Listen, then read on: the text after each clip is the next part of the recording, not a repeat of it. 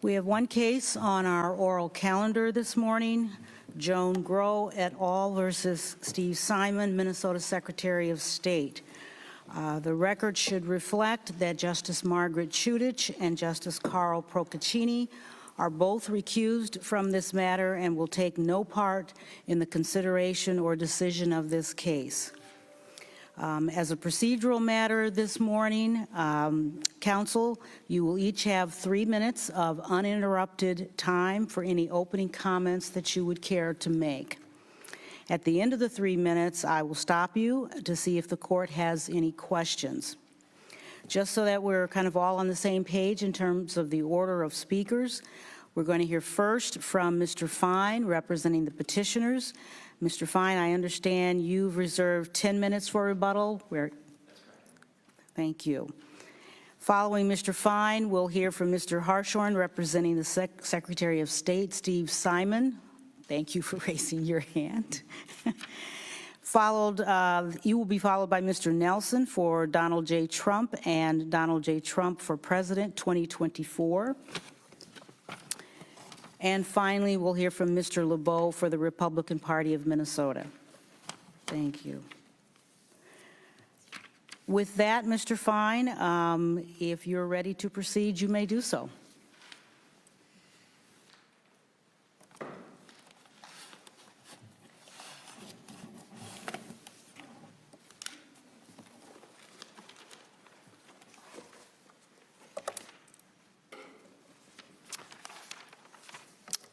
Good morning. May it please the court and counsel. I'm Ronald Fine for petitioners, and with me are co-counsel from Free Speech for People and Lockridge Grindle Nowen. Your honors, this is a case of extraordinary importance. Petitioners ask this court to uphold the U.S. Constitution and defend American democracy.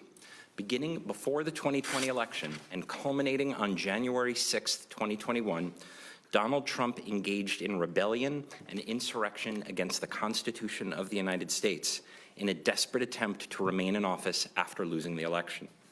Section 3 of the 14th Amendment protects the Republic from oath-breaking insurrectionists because its framers understood that if they are allowed back into power, they will do the same or worse. Section 3's plain text bars Trump from ever holding office. And this court, as directed by the Minnesota legislature in section 204B.44, must exclude Trump from the ballot. I have 3 main points. First, section 3 is a direct prohibition on office holding. It grants Congress power to remove disqualification, but not the exclusive power to decide disqualification in the first place. And section 3 does not require federal legislation to be enforceable. State courts enforced it without such legislation during Reconstruction, and they do so today. The fact that Section 5 of the 14th Amendment grants Congress power to enact additional legislation does not strip this court of its duty to interpret and enforce the Constitution. Second, Minnesota Statute 204B.44 directs this court to decide petitions involving placement of ineligible candidates. It specifically includes federal candidates, and nothing in 204B.44 or Chapter 207A immunizes presidential candidates from challenge. And nothing in the federal 12th or 20th Amendments or Electoral Count Act gives Congress the exclusive power to resolve questions of presidential qualifications, nor removes Minnesota's authority to protect the integrity of its elections by regulating ballot access. And third, under Section 3, the President is an officer of the United States. No party has disputed that the presidency is an office under the United States, yet Trump claims that he was not an officer, which would make it an officerless office. And he claims that his oath to preserve, protect, and defend the Constitution was not an oath to support the Constitution. These arguments make a mockery of Section 3 and the constitutional democracy that it was enacted to preserve. For these reasons, we respectfully ask the court to schedule a prompt evidentiary hearing. I'll start with Section 3. Section 3... Counsel, actually, let me stop you there before you go to Section 3. As I understand your principal argument, it's that your clients have a cause of action under Minnesota Statute 204B.44A1. because that's what allows for the correction of an error that has occurred or is about to occur, including the placement of a candidate on a ballot who is not eligible to hold that office. And then it seems to me you kind of dovetail to saying that, well, Mr. Trump is ineligible to hold office because of Section 3 of the 14th Amendment. And therefore, this court should order the Secretary of State to keep his name off the ballot. What I'm concerned about, though, let's say you're right. Let's say we agree with you that Section 3 is self-executing and that we do have the authority under the relevant statute to keep Mr. Trump's name off the ballot. Should we, is the question that concerns me the most. And I'm getting at some of the political question, justiciability issues that respondents have raised.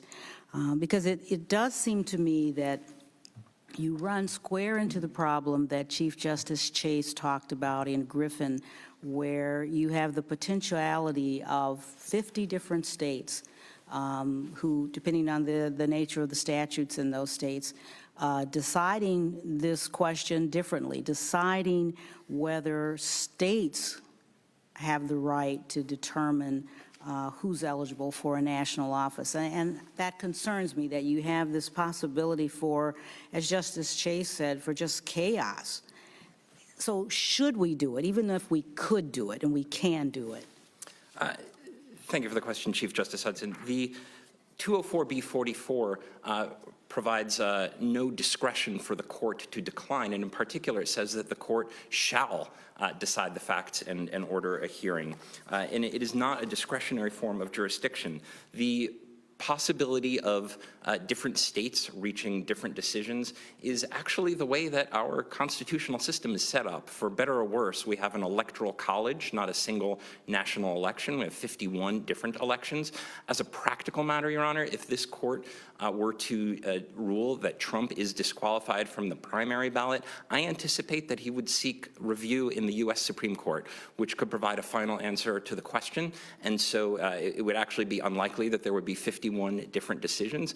But that type of argument regarding the patchwork of decisions was addressed by the U.S. Court of Appeals for the Ninth Circuit in Lindsay versus Bowen, which basically said that this is the way our system is set up, for better or worse. And Professor Mueller's amicus brief gives ample examples of courts around the country and different states adjudicating presidential candidates. But you would agree there's some cases on the other side of that as well. Castro comes to mind and a couple of others. So at best, there's mixed authority out there, and I guess my question then is, doesn't that suggest we use caution and some judicial restraint and maintain the status quo, if you will? First, if I may address the Castro decisions, those decisions brought by a pro se plaintiff in federal court have uniformly found that he lacked Article 3 standing in federal court, which is not an issue in this court. So not based on Section 3 that we're dealing with here. And furthermore, to the extent that they have addressed political question, those issues have not been maximally teed up for the benefit of the court. And if I may give an example, a recent decision where Mr. Castro lost in the District of New Hampshire, the court said that Castro had not cited any authority supporting state adjudication of presidential qualifications, nor could the court find any, and yet we've cited ample authority, as has Professor Mueller's amicus brief. In terms of the court's obligation to say what the law is, I believe that the mandatory language, the only time that the Section 204B44 refers to what the court must do is it says shall, not may, and had the legislature intended to provide discretionary jurisdiction, the legislature certainly could have. Professor Mueller suggests, it's interesting that you mentioned his brief, his amicus brief, because he suggests in that brief that he was not aware of any case in which a factual dispute over a presidential candidate eligibility has resulted in a candidate being disqualified. Do you agree with that? I mean, he acknowledges that it's a negative and so maybe hard to prove, but do you agree with that there really isn't any other similar set of facts? We're certainly not aware of a set of facts under Section 3 of the 14th Amendment with a factual dispute. Of course, this court is fully equipped to decide factual disputes, not necessarily in its appellate form, but through referral to a referee under Section 204B44. That happens often. I'm struck by I'm struck by the fact that many of the cases that deal with eligibility issues deal with non-factual disputes, age, citizenship, things of that sort. And I'm just wondering if that affects the outcome here at all. Well, Your Honor, if I may respond briefly to the issue of citizenship, many of the challenges to Barack Obama's candidacy alleged factual questions about where he'd been born, whether he was actually born in the United States. So there have been factual resolutions. That they may have been, frivolous factual allegations, but they were in fact factual. And if the state has the authority to exclude a candidate where there isn't a factual dispute, that the state's authority is the same regardless of the extent of factual dispute. The state's power flows from Article 2 of the Constitution, which enables it to appoint the electors in the manner that the legislature directs. And in Minnesota, that manner includes the 204B44 process, which often includes resolution of factual disputes, for example, of residency.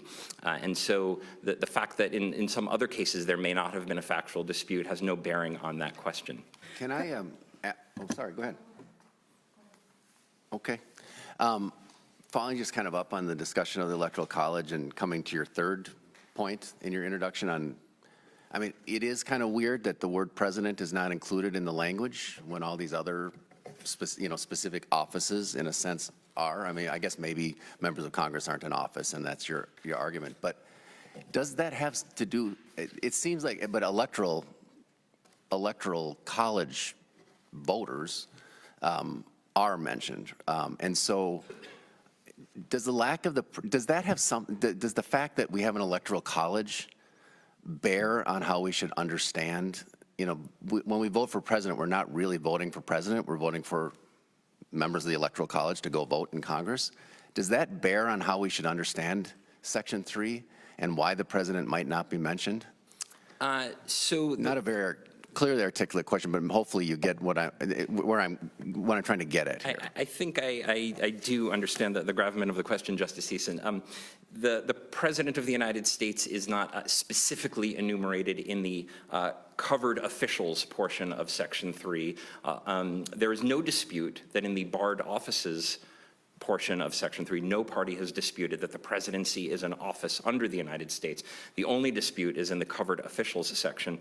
So the Constitution is clear that the presidency is an office. The 1787 Constitution describes the presidency as an office about 24 times. The same is true of federal judges are also described as holding an office. But senators and representatives and electors are not described in the 1787 Constitution as holding an office. So if the Section 3 had only mentioned officer of the United States and had not specifically called out senator and representative and elector, there could have been an ambiguity as to whether senators and representatives were included or not. So they needed to be called out, whereas Article 2 president and Article 3 judge is very clearly an office and therefore its occupant an officer. I also want to point out that there's a very fine-grained textualism inherent in Trump's argument, the idea that officer of the United States is this arcane technical term that doesn't have its sort of natural, ordinary meaning. And of course, that goes against the general principle to construe the Constitution in ordinary terms, as Justice Scalia has highlighted in District of Columbia versus Heller. If it were a technical term of art that lawyers all knew and were expected to learn, especially in the era before law schools, I would have expected Trump to have cited law dictionaries that defined officer of the United States in this precise technical term that doesn't include the president. But they don't cite any law dictionary definitions of officer of the United States, and I think that's because if there was a stream of thought that the president was not an officer of the United States, it was not uniformly agreed on as a technical term of art. Well, I guess my question about the Electoral College maybe it ties in with the last sentence as well of Section 3, which which allows Congress to act, and other provisions of the Constitution that, I mean, basically Congress is the one that's ultimately, in some argument, assessing the qualifications, right? I mean, I think that's partly what the Trump argument is, that there's built into our Constitution is that. And because the president is not, is elected by electors as opposed to directly elected by the people, that really is a decision of Congress to assess those qualifications. Why is that argument not right? Well, a few points, if I may, on that, Justice Thiessen. So first of all, Section 3 does specifically mention Congress for one purpose only, which is to remove disqualification by a 2/3 vote of both houses. It does not grant Congress any exclusive power to decide disqualification in the first place. Now, of course, Section 5 of the 14th Amendment does authorize Congress to enact additional legislation, but an important point is that Section 5 applies the same way to Section 3 as it does to Section 1. Section 1, of course, the home of the due process and equal protection clauses. I kind of agree with you on all those points. I guess my question is, though, because we have an electoral college, other parts of the Constitution, like, I mean, the 12th Amendment is weird because it only talks about qualifications related to the vice president, but maybe implicit in that is already for the president, Congress, they understood that Congress had the authority to assess qualifications and exclude people that didn't meet the qualifications. Why? That's kind of more what I guess I'm getting at. I have a few answers in response to that. Counsel, before you go there, can I just piggyback on Justice Thiessen's question? Yes. In addition to that, it seems to me that you've got the impeachment provisions, for instance, which also obviously are for Congress to decide. And so there's this interplay, it seems to me, with many other constitutional provisions, like the 12th Amendment, and those all seem to suggest that there is a fundamental role for Congress to play and not the states because of that. And the impeachment comes to mind just because of the reasons that, qualify for impeachment. They're very similar to what you're arguing and what Section 3 of the 14th Amendment provides. So it's that interrelation that I think is troubling, that suggests that this is a national matter for Congress to decide. Thank you, Chief Justice. I'll take those together if I can. So first of all, let's start with Article 2 of the Constitution, which assigns to states the authority to appoint electors. It begins with the states, who then send electors to Congress. Now, the 12th Amendment does not specifically say that Congress can judge the qualifications of presidential candidates, unlike, for example, Article 1, which says that each House of Congress shall be the judge of the qualifications of its members. 12th Amendment does not say that, nor does the 20th Amendment. If there is some residual power in Congress under the 12th Amendment to consider challenges to qualifications, it certainly is not stated as an exclusive power. And if I can give an example or a set of examples, let's say Barack Obama, who served 2 complete terms. Under the 22nd Amendment, he is barred from seeking, he is barred from a 3rd term of office.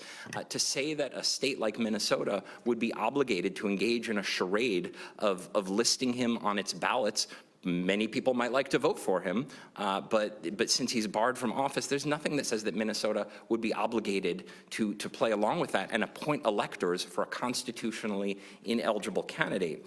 In terms of impeachment, the impeachment power refers to a political proceeding governed by political standards. The impeachment process of Trump is not res judicata as to Section 3. And to the extent that there's some overlap between the matters in the petition and the matters in his impeachment, there are many reasons that senators voted to acquit. Many explicitly said a jurisdictional concern, a concern that was also present in the Senator William Blunt and Secretary of Defense William Belknap impeachments, where somebody was out of office. And there's a jurisdictional question as to whether they can be impeached and convicted when they're out of office. That's not present here. That has no bearing on this matter. And finally, Trump's argument that the impeachment proceeding somehow controls this matter would completely turn Section 3's amnesty provision on its head, because Section 3 says that Congress can remove disqualification by a 2/3 vote of both houses. That's a high bar. But Trump is essentially arguing that Congress could exonerate him by a failure of one House to reach a 2/3 vote to convict. And that's why the impeachment power doesn't control. So to loop back to your question, Chief Justice, if Congress has a role to play under the 12th Amendment, which of course is decided on January 6th, 2025, or the 20th Amendment on January 20th, 2025, after the election, that is not an exclusive power. And had our Constitution set up a single national election supervised by Congress directly from the outset, we would be in a different system than we have been for the last 2+ centuries. But under our electoral college system, states appoint electors in the manner directed by the legislature, and that includes the power to not appoint electors for an unqualified presidential candidate. Justice Gorsuch confirmed that when he was on the 10th Circuit in the Hassan case. Lindsay decision in the 9th Circuit recently confirmed that, as well as multiple other decisions that we've cited. And in fact, in a case where Trump himself is party right now in trial in Colorado on similar matters, the Colorado court found that it was not barred by Congress from deciding extremely similar questions. Counsel, can I ask a question as it relates to sort of timing? Is there a difference between holding office and putting his name on the ballot? And does that impact, or should it impact, our analysis here?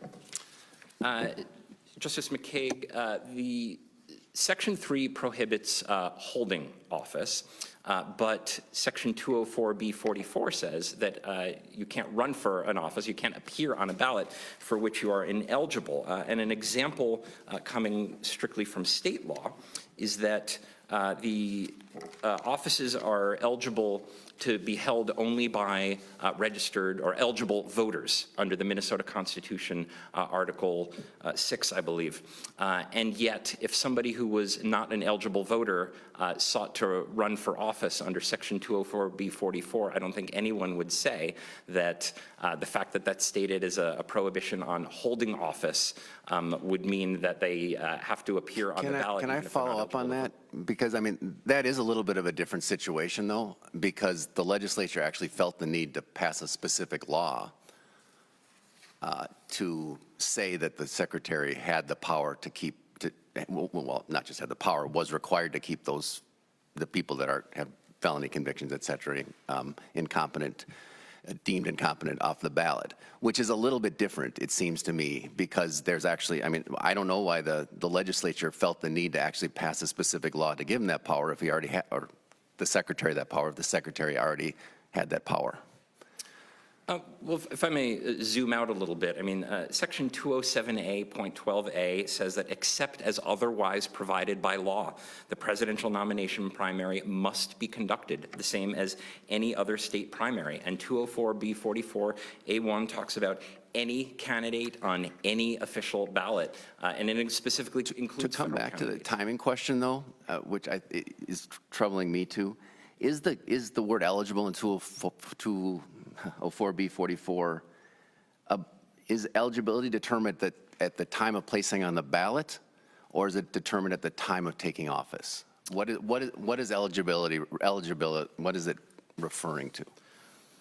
Well, if I may answer that in two ways. One, with respect to 204B44. This is a statutory interpretation. Statutory interpretation question, but I'd also like to briefly touch on the question under Section 3 of the extremely hypothetical possibility that Trump might receive amnesty. That's what this is going to. By a supermajority. So starting with that supermajority point, it is extremely speculative that Trump would receive amnesty from 2/3 of both houses of Congress. He hasn't even asked for amnesty to this date. And this court has said that it does not decide questions that are purely hypothetical. He's disqualified unless and until 2/3 of Congress, both houses, grant him amnesty. And then turning back to the state question in terms of the timing, there are other scenarios where a candidate could become eligible later, but is not eligible now. The example, for example, of somebody who has a conviction. The filing officer is directed to remove them from the ballot, notwithstanding the possibility that they could get a pardon by election day or even by the date that they'd have to take office. Mr. Fine, what do we do about Griffin? Because it seems to me if we follow Griffin, you lose. I recognize that Griffin is not, or maybe you don't, maybe you can tell me why you don't, but I certainly recognize that Griffin is not precedential, it's not binding on us, but by the same token, it is the only case out there that I know of that is squarely on point. And what do we do with that in terms of its value to us? Because, of course, Griffin said that Section 3 is not self-executing. I'd like to say several points about Griffin. First of all, Griffin arose in a unique context that doesn't apply here, which is an unreconstructed state that did not have a functioning state government. It was not filed in a state court pursuant to a valid state law regarding adjudication of disqualification. It was filed in federal court in an occupied state that was under the supervision of a Union Army general. And so maybe it applies to territories right now, but it does not apply to the state of Minnesota. The second point, which relates to this, is that it said that the procedures for adjudicating Section 3 can only be provided by Congress, but it never explained why states can't do that, and in fact, states were doing that at the time. Did they need to explain? Did it need to? I mean, I agree, it would have been nice had that explanation been there, but I don't know that that makes it necessarily less persuasive. Well, Your Honor, the state courts were doing that at the time they were enforcing Section 3. One of them, Worthy versus Barrett, after the gentleman was ruled disqualified, he appealed to the U.S. Supreme Court, which denied the appeal. So the U.S. Supreme Court was certainly aware that this question was being adjudicated in state courts. And in fact, Griffin, the decision itself, mentioned that the full U.S. Supreme Court had unanimously agreed to an alternative basis for the holding, this de facto officer doctrine, which of course has no bearing on the merits of Section 3. I see my time is winding down, so we ask that the court schedule a prompt evidentiary hearing. Thank you.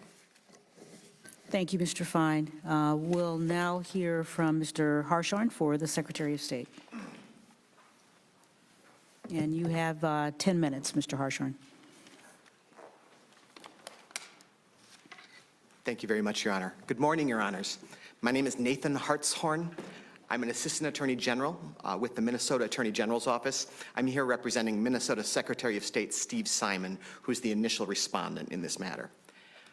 As Your Honors are aware, the Secretary's overriding concern in this matter is ensuring that Minnesota's election officials can administer the state's presidential nomination primary in March in the orderly fashion that Minnesotans expect.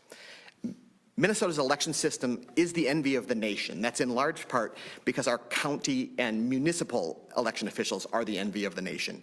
The Secretary's central concern here is that all of these folks are given the time that they need to do their work preparing for the March election. So as we explained in our initial response, Minnesota's election officials need this petition to be determined no later than January 5th so that they can start the election machinery running. Your Honors are aware that the Secretary is not taking a position on any of the merits issues in this case. But the one legal issue I did want to speak to this morning, though, is ripeness. As we explained in our brief, we believe this case is ripe for adjudication because the one nominally hypothetical element of the fact pattern here, and that's whether the list of primary candidates that Mr. Hahn from the State Republican Party sends to the Secretary on or before January 2nd will have Mr. Trump's name on it. We would submit that that question is not really hypothetical. And that means there's no actual risk that the court is going to end up issuing an advisory opinion in this matter. Meanwhile, the cost of waiting for that letter from Mr. Hahn and requiring the petitioners to refile the petition after that letter arrives, the cost could be some serious damage to our ability to administer the March election. Then just as my last point, if the court determines that this case just can't be held right because we don't have that letter from Mr. Hahn, we've suggested what we think is a narrow extension of the functional justiciability doctrine that this court has applied to formally moot cases in a small number of situations. What we're suggesting is that the court could determine that it has discretionary authority to hear nominally unripe cases if they've been thoroughly briefed, which is what functionally justiciable means, They're on very important issues of statewide significance, and there's an approaching deadline that's going to cause real problems for Minnesotans or the judiciary if the court isn't able to resolve the legal dispute by that deadline. We believe that if this case is unripe, it would meet those criteria, but there aren't very many other cases that would. And that means that the court wouldn't be opening the floodgates to a whole lot of unripe claims. That's all I have, Your Honors. So I'm very happy to answer any questions the court has about any element of the Secretary's case, but otherwise I'd like to cede the time to the respondents in interest. No, it's not good. So, since the Secretary is the expert on our election law, there's some questions about 204B.44, and if you're not, anyway, I mean, one is this question of whether, because the word file is included in that, I think it's B, that doesn't apply to presidents because they don't file for office. And if you have any knowledge on why that sentence was, well, actually 2 sentences were added, the one down below 2 in 2015. If you have any insight on that, that would be helpful. I wouldn't say I have particular insight as to legislative history or any of that legislative intent information. And I have seen that argument about that specific wording in the statute in some of the other respondents' briefs. I do think, well, my guess is just that the reality that there are some candidates who end up on Minnesota ballots who don't file in that way is just something that did not occur to the legislators who were passing this. What I would say just in general terms, because at least to some extent I think this gets to the merits issues that the Secretary isn't taking a position on. On the other hand, the Secretary in this case I would say is within this room the biggest fan of 204B44 as an extraordinarily useful, valuable part of our election system because it's a focus for election officials and for voters. If you've got a concern about a name that's going on your ballot, don't go harass your local election official. Talk to an attorney about perhaps bringing a petition. So 204B44 is a wonderful element of Minnesota law, and the Secretary believes in it and wants to defend it. To some extent, for that reason, I don't think the level of hyper-literal wordsmithing that the respondents in interest are engaging in there to say, wait a minute, filed isn't exactly the way it works here. That's not how this court has applied 204B44 in, over the last 10, 11 years in these cases. I would point at the 204B44 eligibility cases we cited in our response to the petition, chiefly the Monahan case from 2016, and then a couple cases from 22, which were the Landis case and the Fisher case. And I mean, one interesting point about those cases is there really is very little interest in the court in those cases to decide, hey, who committed an error here? I mean, in Monahan, the word error does not even arise. Error is a big deal in the text of 204B44, and I think a law professor question in a Socratic law class might be, hey, let's look at this Monahan case. Who committed an error here? Petitioners in these cases, including this case, always say, the Secretary committed an error. He put an ineligible person on the ballot. Well, wrong. They always say it, they're always wrong, and yet, in the Monahan case, the Landis case, it doesn't really matter because... Can I also ask you about the timing issue and so the language that goes not eligible to hold the office? Right. Is it at the time of the placing on the ballot, or is it or do you judge it from the time the person will be taking office? I think inevitably it has to be the time that the balloting is taking place because that's what the court has at hand. I thought petitioners' comments on the specific timing issue were correct. I thought the way they put that was right. But specifically with regard to the text of 204B44 question, I think the Monahan case especially, and then to a lesser extent Landis and Fisher, make it clear that this court has understood 204B44 in a sort of holistic big idea sense to mean that this court has jurisdiction, has legal authority under the statute to just deal with the situation when you've got an ineligible person on a ballot. And for that reason, it certainly is the Secretary's emphatic position here that this is the right procedure, this is the right statute. This court does have the authority to rule on the merits here in either direction, in favor of either party. Counsel, can I ask one question, though? And this may be more appropriate for petitioners, and maybe we'll take it up on rebuttal, but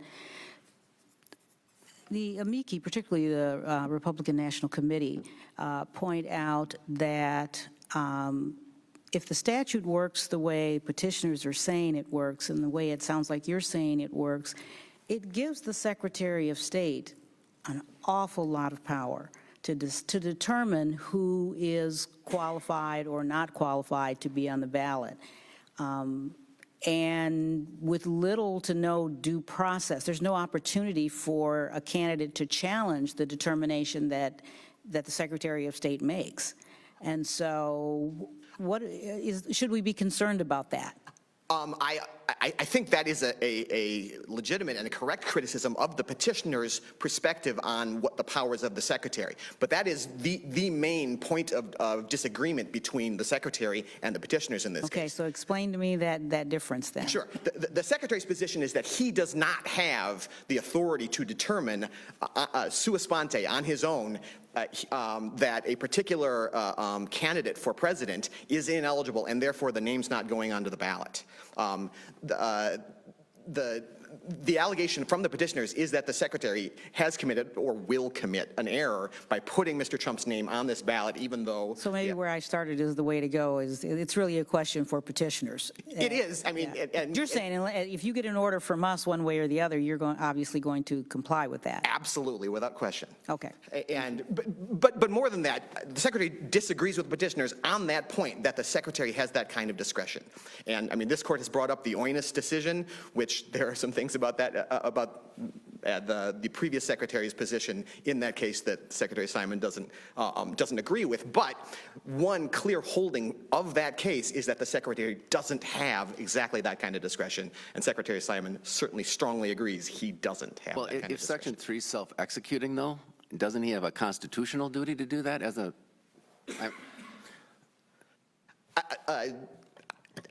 His position would be no, just that Minnesota statutes don't give him that authority, and generally speaking, administrative officials in Minnesota only have the authority that the statutes give them. So that's all I have, Your Honor, and I'm happy to cede what little is left of my time to the other respondents. Thank you very much. Thank you, counsel. We will now hear from Mr. Nelson, representing Donald J. Trump and Donald J. Trump for President 2024. And Mr. Nelson, you will have, I understand you're taking 20 minutes and Mr. LeBeau is taking 5, so you have 20 minutes here. But just as a reminder, you will have 3 minutes of uninterrupted time to make whatever statement you'd like to make.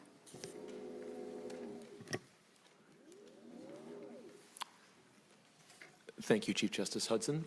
May it please the court, Nicholas Nelson of Cross Castle PLLC for President Trump and the campaign.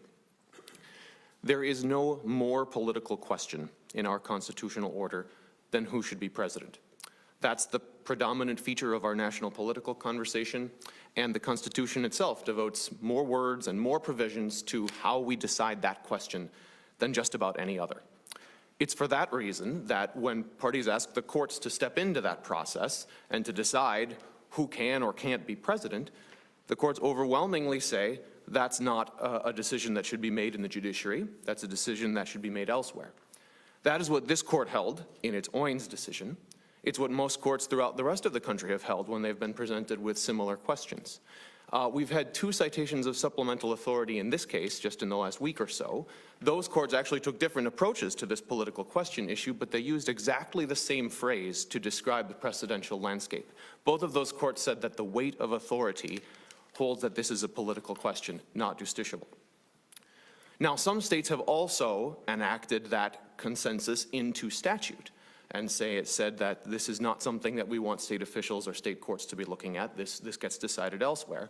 This court in Oins also held that Minnesota statutes do that the legislature has instructed the Secretary of the State and the courts when it wants them to investigate qualifications and when it does not, and that presidential qualifications fall on the do not side of the line.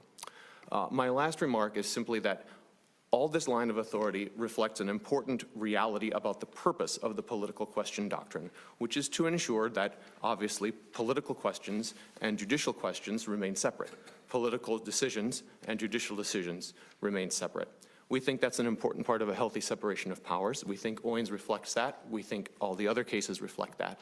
And we think the outcome should be the same here. I welcome the court's questions.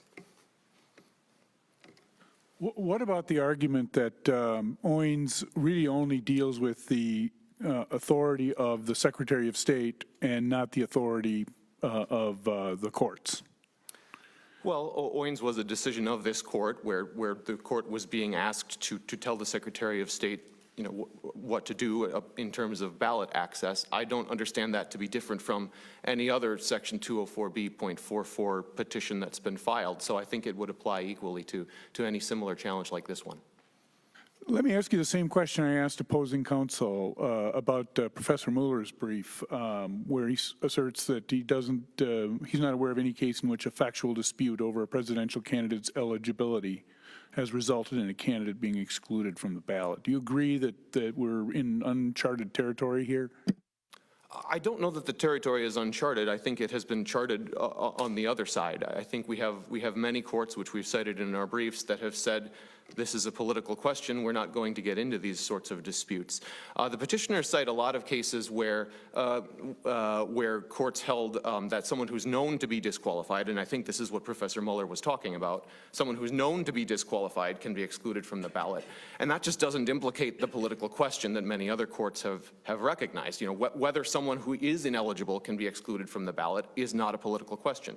Whether a person is eligible is the political question. So in your mind, the Hassan case that petitioners cite would fall into that category, someone who's known to be ineligible, or where does Hassan fall? Correct. Because Hassan clearly says that it's that states can lawfully exclude an ineligible candidate and should do so as a matter of protecting the integrity of the ballot and protecting the integrity of a state's election process. Correct, Your Honor. There were a number of Hassan cases, but I think the one that's gotten the most play is one where the candidate was saying, well, even if I am disqualified to be president, I still have a right to be on the ballot. I still have a right to run. And that was the proposition that was rejected there. Assuming, if it's already established that you're not qualified, then no, you don't have a right to be on the ballot. And that's obviously not the question that's presented in this case. So you said eligibility is a political question, but if known to be ineligible, it's not a political question. But isn't the whole question of whether you're eligible go to? I don't see that there's really that seems like that doesn't seem like a real distinction to me. It seems like kind of a wordsmithing distinction, because how do you know if you're ineligible without determining whether you're eligible? I mean, they seem to go hand in hand. Well, it's just kind of what stage in the process you are, and maybe that's your point, but. I think it may be my point, Your Honor. I mean, this is a different case from if we had someone who was 27 years old who wanted to be on the ballot. And why? The reason is that there's nothing for the courts to decide about the eligibility question, right? In that, with the 27-year-old, everyone knows that person is ineligible. Everybody agrees that person is ineligible. So what about a natural-born citizen?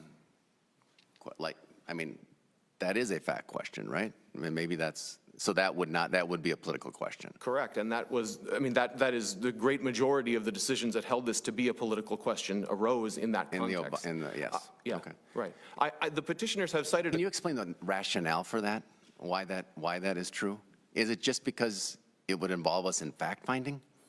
Well, I think it's because the Constitution specifies a lot of processes by which we decide who should be president, right? And those are all places where decisions can get made, and this is how we draw inferences about political questions and justiciability. Wow, the Constitution really says a lot about how this should happen, and it doesn't mention the courts, right? Who should be the president? Now, ballot access is very different, right? States have a role to play in saying, you know, do you have enough signatures in your petition to get on the ballot, in creating paperwork requirements. So the cases that say when somebody concedes they're ineligible, when somebody's 27 years old, that falls into that category, right, of just, you know, basic processing requirements. It doesn't fall into the category of deciding major questions about who should be president. And so I think that's where there's this significant divergence in the way the courts see these things. Counsel, I have a philosophical question to ask you, and that's this. I mean, I think your argument about the political question doctrine is I think that's a very serious problem for the other side on this case. But having said that, the Constitution itself specifically gives to states the authority to deal with elections. And I'm just wondering, what do we do with that constitutional language? Well, I think it speaks to the same divergence in case law that I was just referring to with Justice Teason, that certainly the states have a lot of role to play in administering elections. But the Constitution does not say that states have a role to play in determining who is eligible to be the president, or making the choice, actually, of is someone suited to be president. That there's a role for state legislatures to play in assessing, in instructing the electors and that sort of thing. But in making binding legal rulings about who is eligible or not, that's not something that the Constitution says the states should do. Counsel, let's talk about Griffin a little bit. One of the concerns I have with Griffin, well, let me step back up. Would you agree it's not binding on us? Not as a matter of formal legal precedent. I mean, it's a decision of the Chief Justice 10 months after the relevant constitutional provision was enacted, so I think it's extremely informative about the analysis. And I would agree with you on that. One of the concerns, though, I have with Griffin is I found it interesting that Chief Justice Chase acknowledges early on in the opinion that if you were just to read the language of Section 3 literally, what we would now today call sort of plain meaning, just plain language, common sense reading of it, he reads it exactly as the petitioners read it, that it's self-executing. But then he diverges off of that and says, well, but whoa, if we say it's self-executing, that means, and then he goes into all of the reasons why, the chaos that he talks about. But essentially it was because that would mean that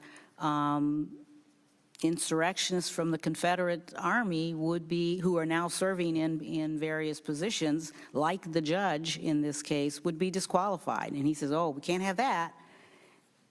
That's troubling to me when he acknowledges right up front what the plain meaning is. And shouldn't we do that as well? Acknowledge what the plain meaning is. Yeah, so, there's always a risk in reading 19th century legal opinions and trying to figure out, how it categorizes itself in our modern minds. So the caution is indicated there.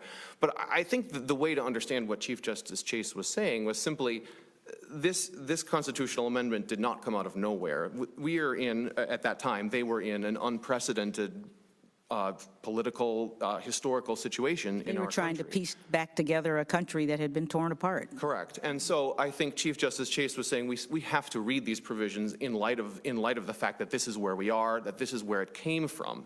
And this is the point that we are making. I think you brought this up with Mr. Fine as well, that the idea that the Congress was simply handing this question willy-nilly back to the states that had just been in rebellion is a little bit not something that you would expect at that point in time. And so I think that's what Chief Justice Chase is saying. We can't simply read this with blinkers on and not think about the historical circumstances that we're in. By the same token, though, in terms of how the country understood it at the time and how Congress likely understood it at the time, petitioners make the very persuasive point that Congress was passing all kinds of amnesty bills to essentially allow, and people were making requests for amnesty who had participated in the insurrection. You wouldn't do that, and Congress wouldn't do what it did if you didn't think Section 3 was already self-executing. They clearly did. They thought it was. That's why they were granting people amnesty. I really appreciate your raising the point, Madam Chief Justice, because there's something that was not emphasized enough in the briefs that I think is the key to understanding the historical puzzle here. That is the statute by which Congress readmitted 6 southern states to the Union. The citation is 15 U.S. statutes at large, pages 73 to 74. That was passed before most of this was happening, and what Congress said in that statute was that these were states that had put together pro-union constitutions, pro-union governments, about half of the former Confederacy. It was 6 states, and at the end of the statute, Congress said, we are not just going to allow you to enforce Section 3 of the 14th Amendment, we are going to require you to make sure that people who are not eligible under Section 3 cannot hold state office in your states.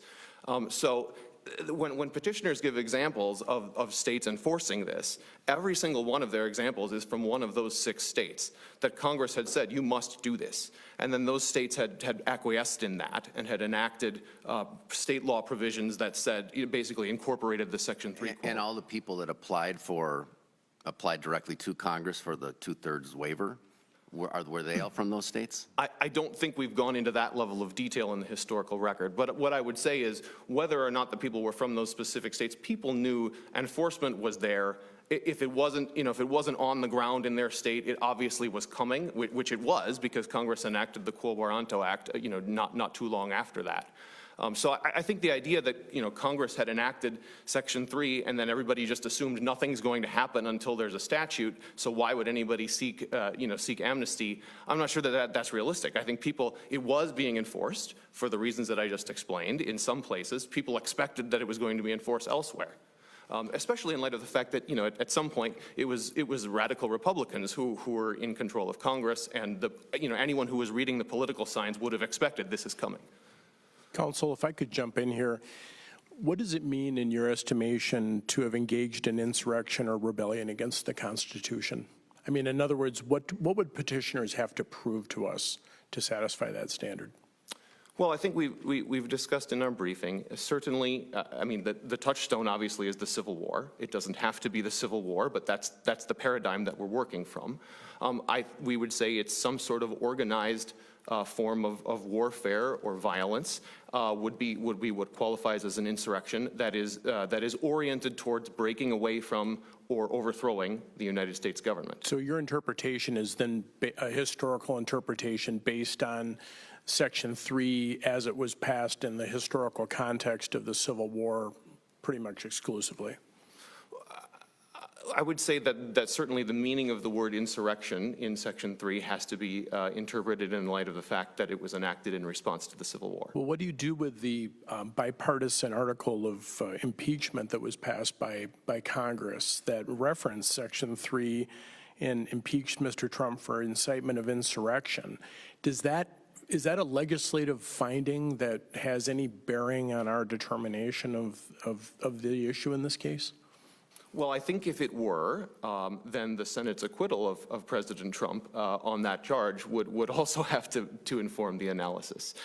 We would say that what happened on January 6th was crimes, some of them serious, was violence, some of it serious, but that it did not reach the scale or scope of what would be regarded as an insurrection. So what work or what meaning does Section 3 have in 2023, given your interpretation of it? I mean, the briefing suggests that amnesty was passed, that statutes were passed that basically took away the disabilities related to Section 3 issues. I mean, what purpose does that article have in today's context? I don't know of any current or in the last, say, 50 years set of events that would qualify as an insurrection under Section 3. I'm not definitively saying there was not one, although I don't believe there was one. That doesn't mean, of course, that it's a dead letter. If there were something that happened that qualified as an insurrection, then Section 3 may apply.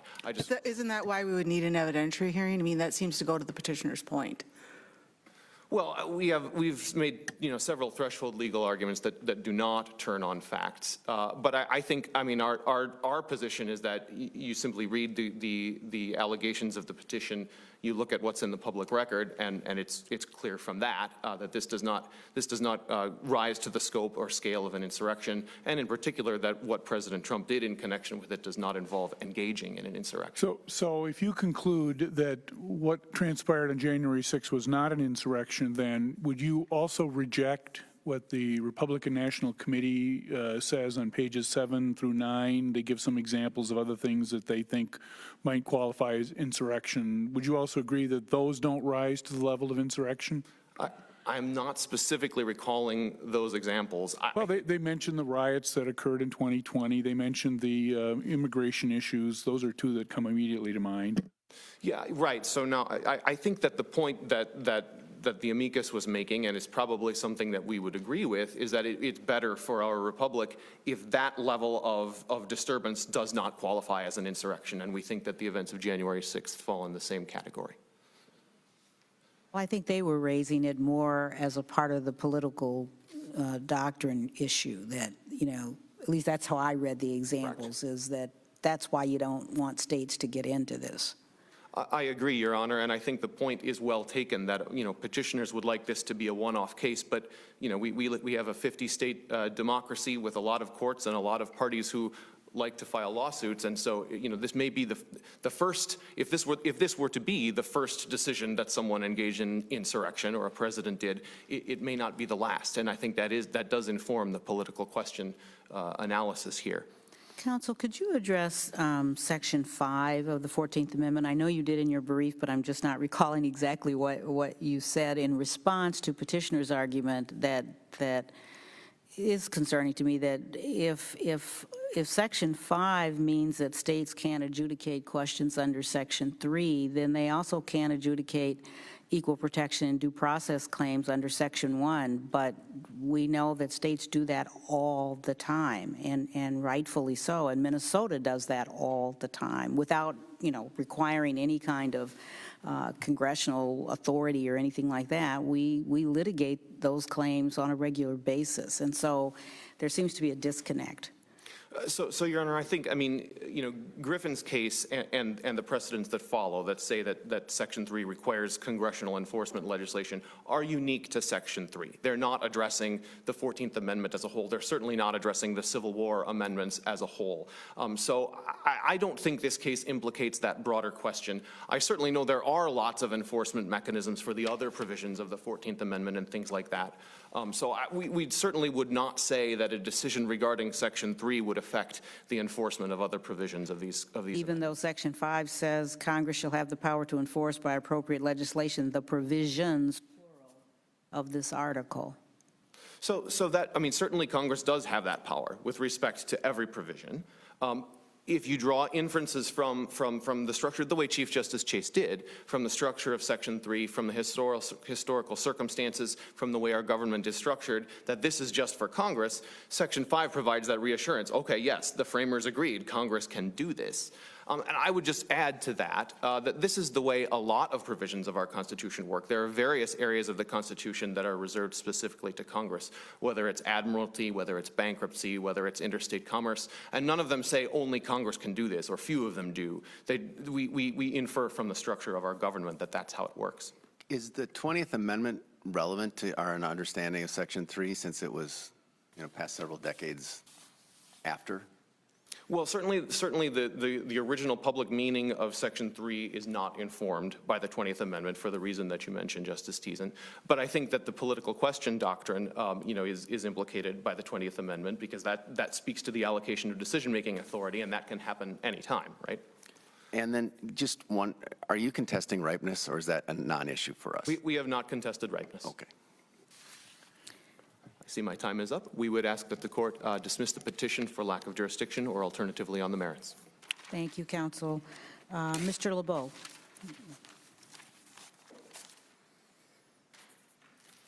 And you have 5 minutes, Mr. LeBeau.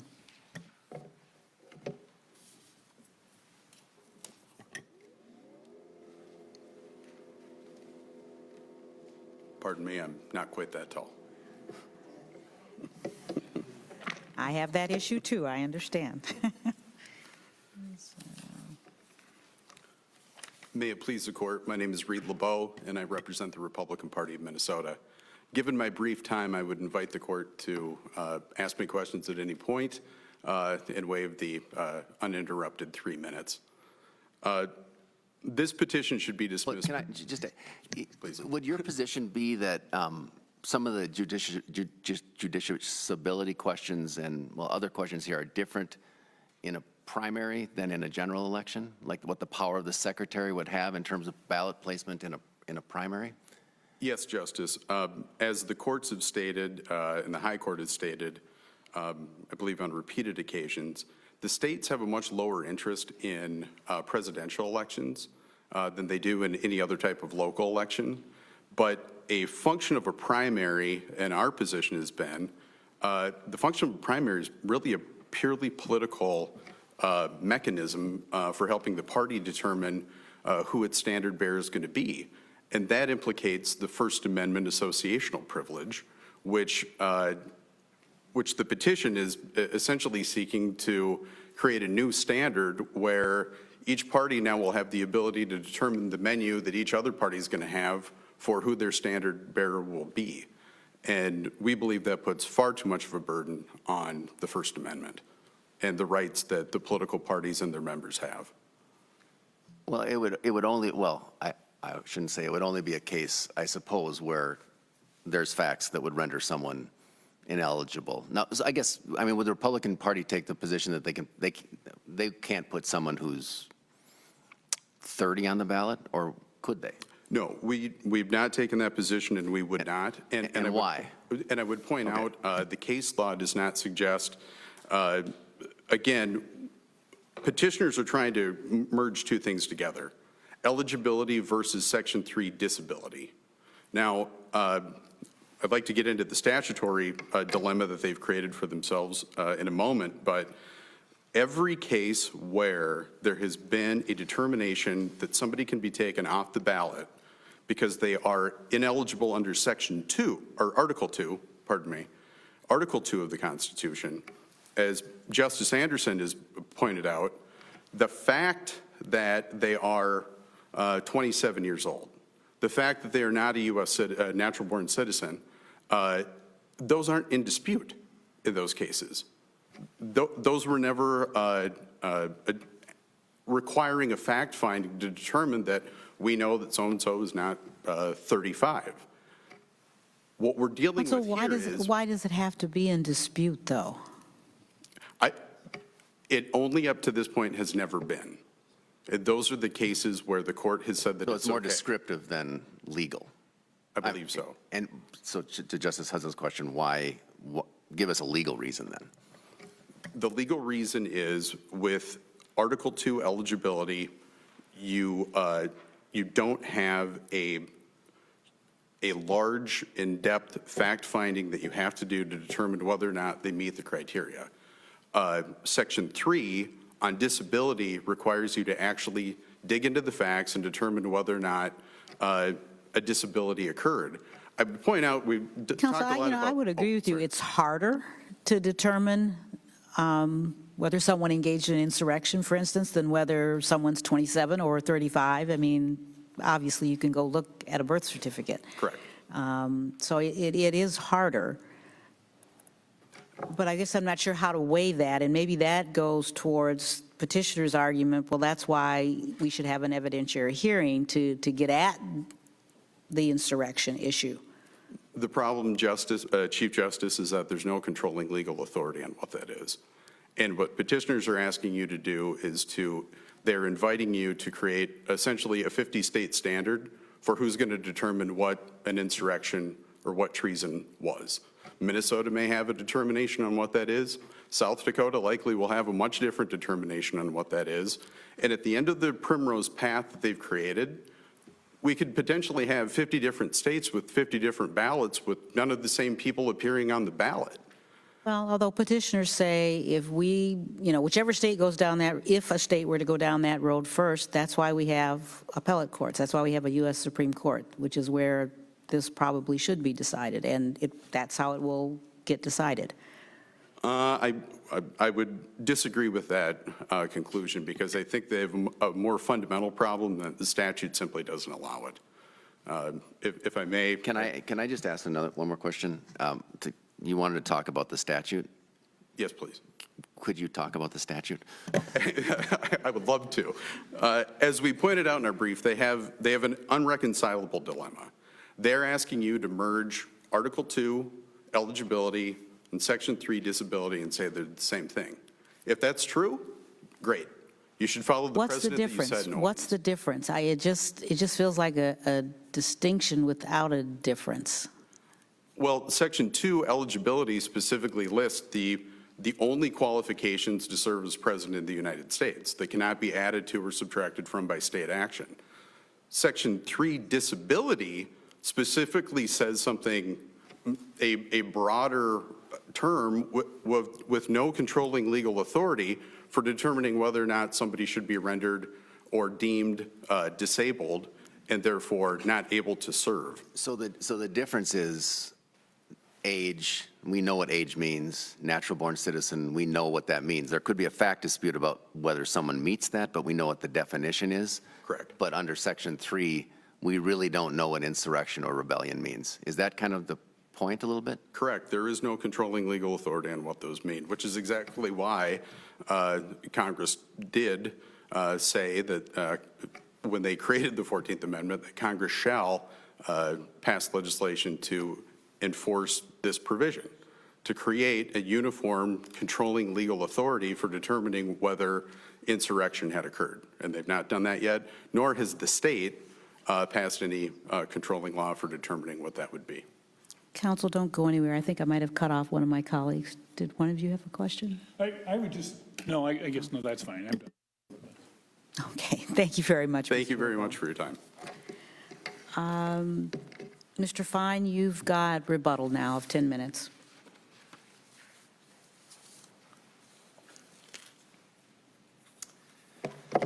Thank you, Your Honor. First thing I'd like to say is to correct the misquotation of Section 5 that was just made. Section 5 of the 14th Amendment says that Congress shall have power to enforce by appropriate legislation.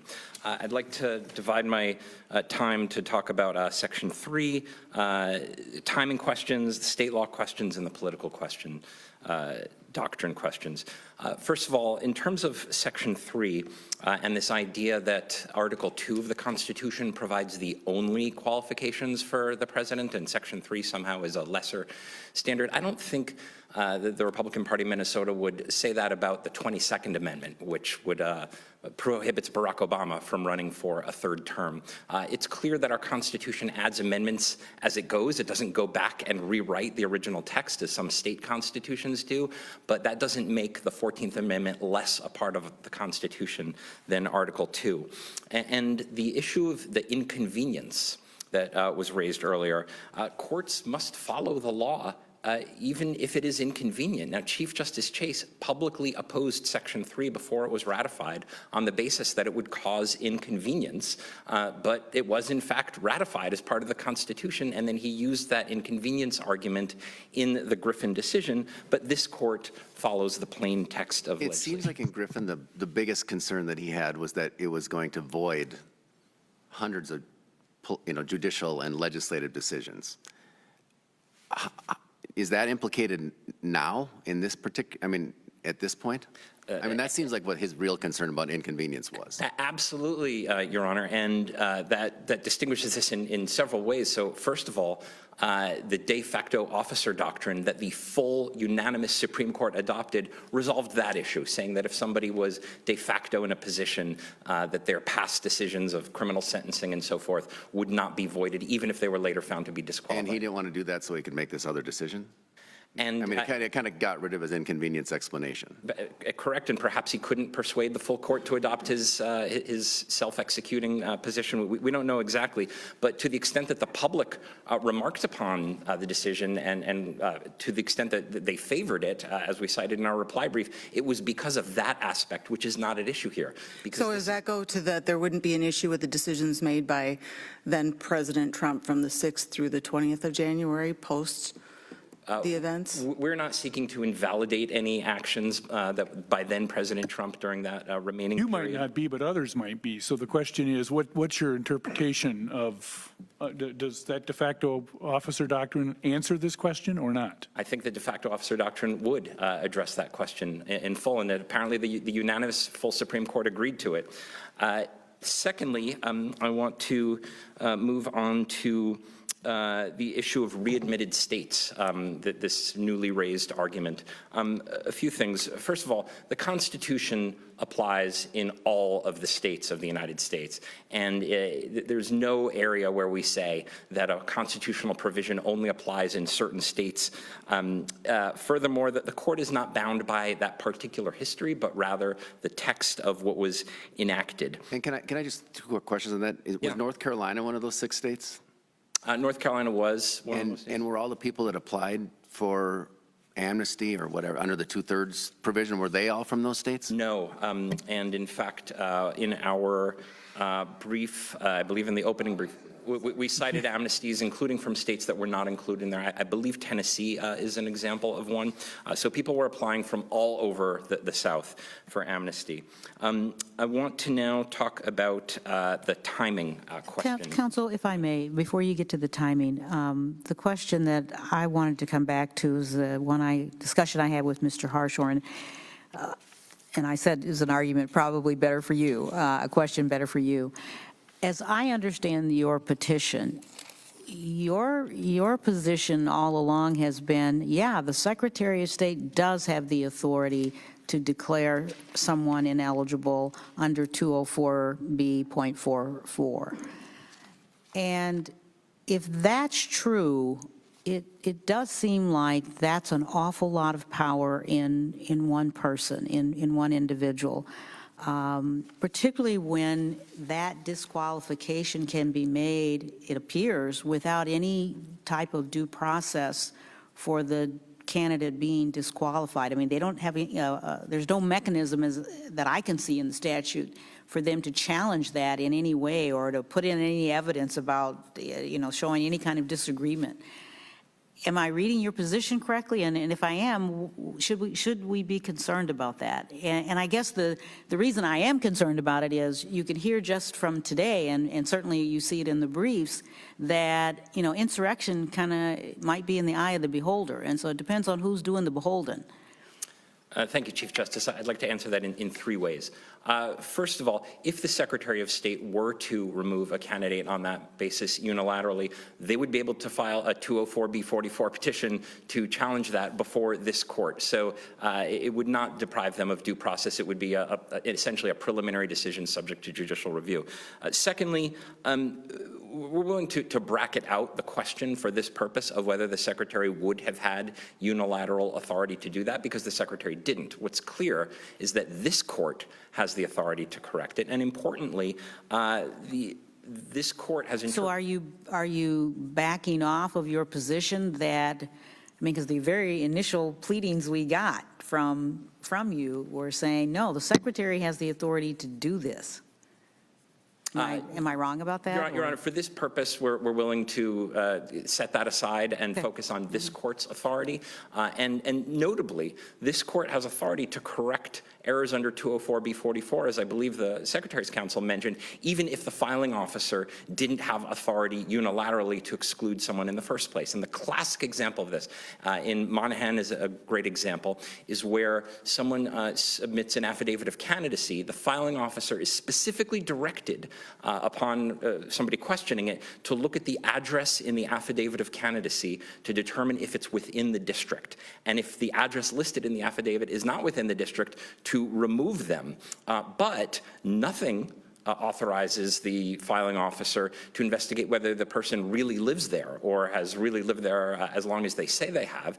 And so but this court in Monahan versus Simon, in Studer versus Kiffmeyer from 2006, has engaged in fact-finding to remove a candidate who didn't really live where they were said to in the affidavit of candidacy. So this court corrects errors under 204B44, even if the filing officer didn't themselves have a unilateral command or even authority to make that determination. Counsel, if I could jump in here. I asked your opponent the fundamental question of what it means under Section 3 to have engaged in insurrection or rebellion, and the answer seemed to be really historically tied to the historical context of the time. I think in the briefing, the suggestion is that Section 3 was an unusual remedy and was put to rest by passage of other amnesty provisions and after Reconstruction. And I guess I'm wondering what your view is of how operative that language is in the context of today. I mean, what is the meaning of that language? What do you have to show to establish that to a court? Well, first of all, Professor Magliocca's brief includes extensive citations of members of Congress saying specifically this is intended to last for the future. This is intended to apply to future insurrections and rebellions. The definition of insurrection or rebellion against the Constitution is historically informed, of course, by what had come before. Rebellion, as an example, actually occurred before the insurrection in the Civil War, when the southern states seceded before the shots were fired at Fort Sumter, that was a rebellion. And in fact, John Bingham, the framer of the 14th Amendment, or the principal framer, described it as a rebellion before any shots were fired at Fort Sumter.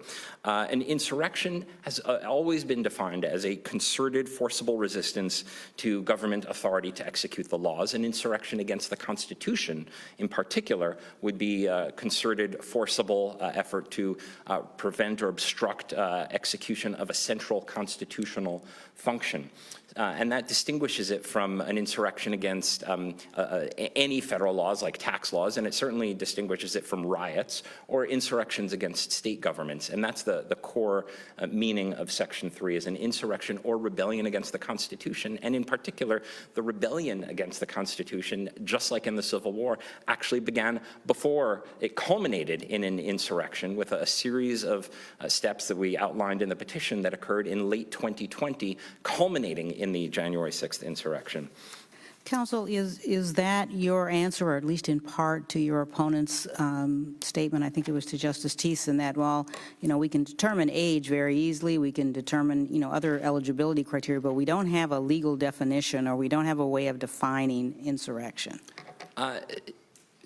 Your Honor, the terms insurrection and rebellion are as open to judicial enforcement as any other terms in the Constitution. I want to furthermore address the point that they made along with that about a lack of disputed facts in certain past cases.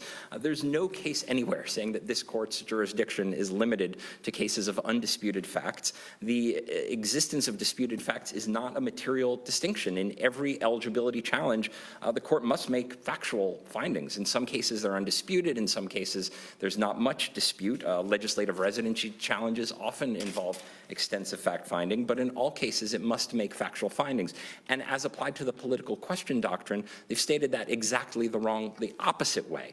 The definition of a political question under Baker versus Carr is something that is not susceptible to judicial resolution, but rather requires application of political discretionary judgments. But this court, like other courts, is very skilled at interpreting legal terms in the Constitution and applying them, and fact-finding. That's not something outside of judicial competence, and that's why it's not committed to a political branch to decide. Counsel, your time has expired, but I know Justice Thiessen has an additional question. Yeah, I just wanted you to give you a chance, and maybe you did this early on, but to talk about OINS and whether that's binding on us, and if it is, how it's binding on us. Thank you, Justice Thiessen. OINS was, of course, dictum building on dictum that has then been superseded. The briefing by the pro se petitioner, of course, addressed the latches question, which is what the central briefing was, and the decision of for all these reasons, the decision focused on latches, and the further statements made in dictum, again relying on superseded dictum, are not binding on this. And superseded how? Sorry. There's a sort of a cascade of dicta in which OINS cites a California case, Keyes v. Bowen, which cites a federal case, Robinson v. Bowen, which has since been a dictum in each step, which has then been overruled by the Ninth Circuit in Lindsay versus Bowen. OINS is not binding on this court. Thank you very much to all of the attorneys here today. This matter was well argued. The court appreciates the help that you've provided to it in deciding this issue. The case is deemed submitted, and we will make our decision in due course, and we are adjourned. Thank you.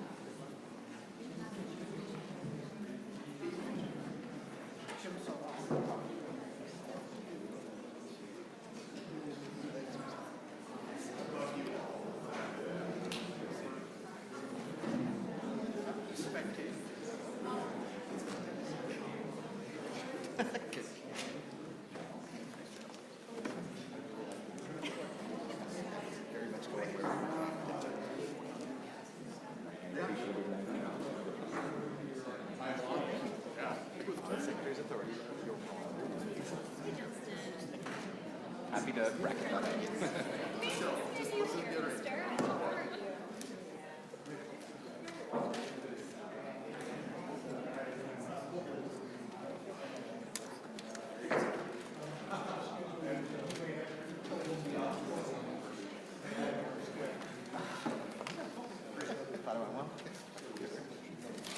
It's an incredible honor to do this.